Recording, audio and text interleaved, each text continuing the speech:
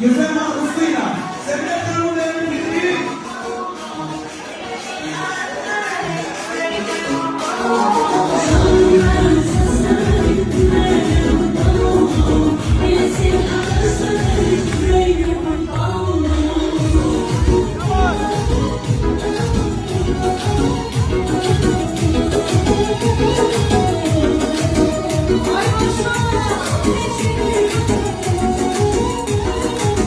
Eşkursuzla benim kanımı Senden ve ben beste, eşinden olmuşam kaste.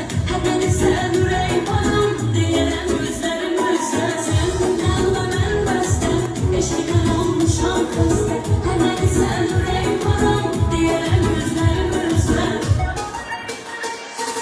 Yandık kan gözüm, dilin her şeyin sözüm. Ay benim yüreğimde üzüm, yüreğimde kurban oldum. Yandık kan gözüm, dilimin her şeyin sözüm. Ay benim yüreğimde üzüm, yüreğimde kurban oldum.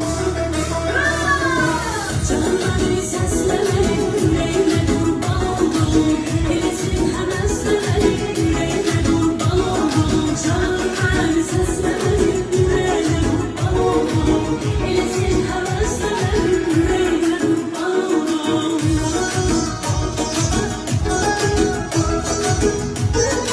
Haydi örnek, Leyla bakım, hepine anladım.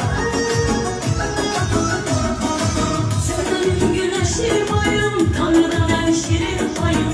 Bu sevgide yânem, yokuna benzerim kayım. Sen benim güneşim ayım, Tanrı'dan en şirin payım. Bu sevgide yânem, yokuna benzerim kayım. Leyla!